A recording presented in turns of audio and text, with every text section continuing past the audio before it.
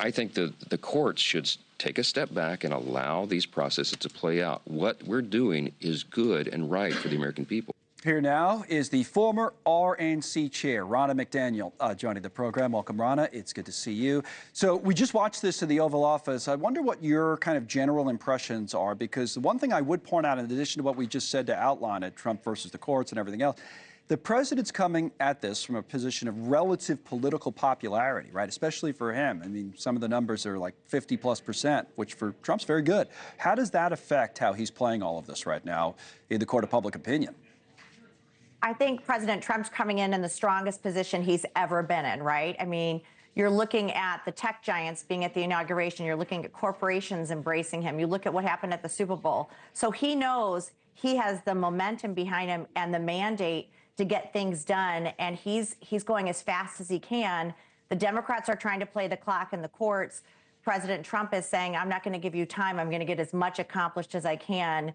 And I don't think this speed is going to slow down. I think this is what we're going to see for the entire 4 years of his term. The pace has been overwhelming. My colleague over at The Hill, Niall Stanage, wrote a column about Trump in the courts called The Memo, where he says Trump and his allies are wrapping up their attacks, and references that Monday decision that I mentioned a moment ago, bringing another legal setback for the president and his administration. And there's every indication, Niall writes, it'll add more fuel to the fire of MAGA grievances against the judiciary. Grievances are one thing, but now let's get to it. The president says he'll abide by the rulings. Again, that judge in Rhode Island said in that particular case, the administration was not. So what about this? Trump versus the courts, and do you think he actually will abide by all of these rulings?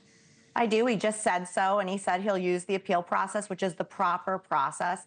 And I think a lot of these cases are going to end up in the Supreme Court. And so the Democrats are playing the game as how much can we use the courts until 2026, where we can maybe take back the House in the midterms? How much can we delay Trump's agenda and stymie him in the courts? And Trump is saying, whoa, whoa, whoa, I have a mandate. I have the House, the Senate, and the White House. We're going to get as much done for the American people before that next midterm. Some of this is easy because it's politically popular. Not easy, but it's easy to look at. Well, all right, you know, you bring up some system overseas that's been happening or some programs. Why are we spending millions on that? Some of these next moves, I think, though, might be more difficult. The president just talked about education, for example.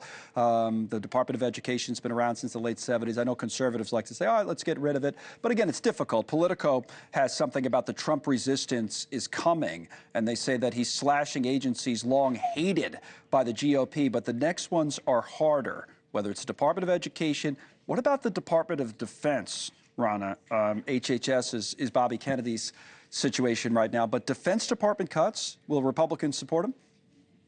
I think Republicans and the president are going to look to bolster defense. I think you've seen the problems with our shipbuilding capabilities. You've seen our defense be depleted. You see China ramping up. I don't think that's where the president and Republicans are going to cut.